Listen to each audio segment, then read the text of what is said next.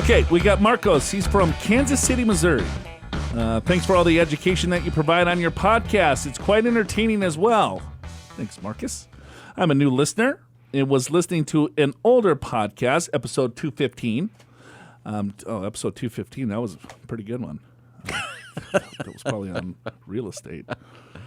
The question asked by a listener related to Roth conversions. Comments were made regarding Roth 401k, Roth IRA, and income restrictions was mentioned.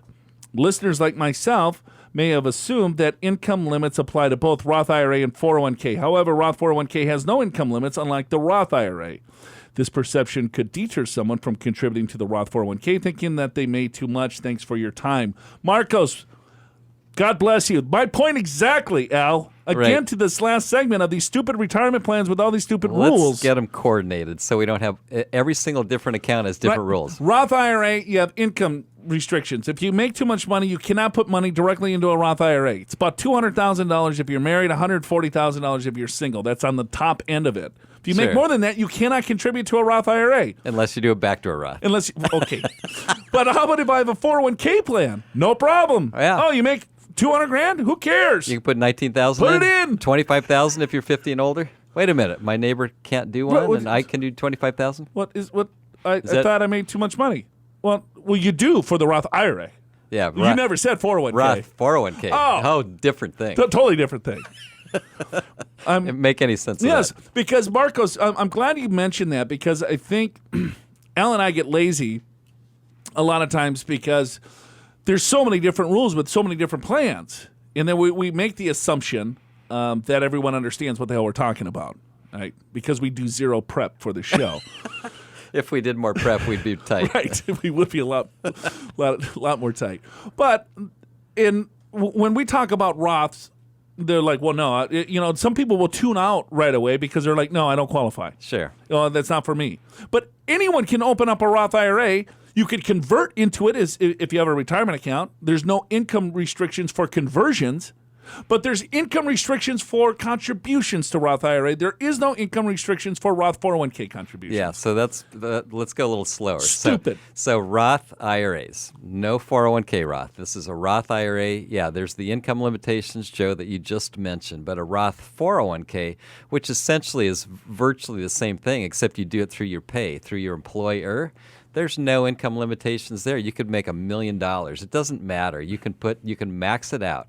And right now that's $19,000 unless you're 50 and older, and then it's $25,000. So it doesn't matter how much you make or how much your spouse makes or if your spouse is in a retirement plan or not. None of these things matter. Unless you're a highly compensated employee with a top-heavy 401k plan. Oh, now you're going right. Deep. I mean, yeah, you're right. You're right. It's BS. You're right. And so in that particular case, you could theoretically make the full contribution, and after year end, when your third party administrator runs all these actuarial calculations, they got 6 people in the back office with glasses and computers, and they come up with this. Oh, you did $3,000 too much, and so you have to take that back and call it income the following year. Why do they do this? I don't know. But you're right. It's when I teach these retirement planning courses, we talk about Roth IRA conversions. And then it's like, okay, well, here, let's say that your tax bracket's X, and you can go to the top of that bracket, which is Y. And I say, you can convert this much, and let's just assume that's like $25,000. Okay. And then people would be like, well, I thought you can only put $7,000, $6,000 in the Roth. Well, no, that's a contribution. Well, I make too much money. Well, no, that's a contribution. I'm talking about a conversion. And then it's like, well, what's a conversion again? Well, no, it's taking money from a retirement account and putting it into the Roth. You pay tax on it. Yeah. Well, the two words sound similar. Right. Contribution, conversion. I could see where it'd be confusing. And then, but the problem, and I think what Marcos is telling us, is helping us out, is that, you know what, if you can explain things a little bit more, Marco's probably tuned out, but he's smart. He knew the rules and he understood what we were talking about, but he's like, the average Joe is probably shut your show off. Right. Well, he Googled it to find out the real answer. Right. Or it's like, this is a really good option for a lot of people, but they automatically might tune it out because they don't understand the rules, or they might have heard the rules of saying, oh, I don't qualify for a Roth. Yeah, because I make too much money. How many times have we been that people come into our office and we talk about a Roth conversion, and the person or the couple will say, well, my accountant says I don't qualify. Right. And then we have to say, no, that's a contribution. And then we have to explain. So a contribution is taking some of your money from your savings and checking account outside of retirement, and you contribute it to a Roth IRA. That's one way to get money into a Roth.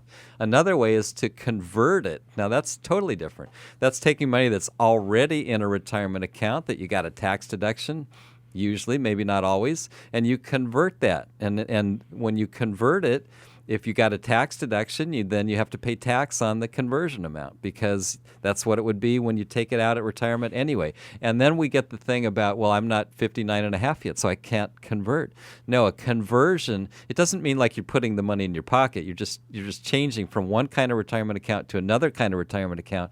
You simply pay the tax. There's no penalty, but you can do it at any age, whether you're working or not. So if I understand this correctly, Al, if I make a contribution, that means it's after tax. I already paid tax on it. Right.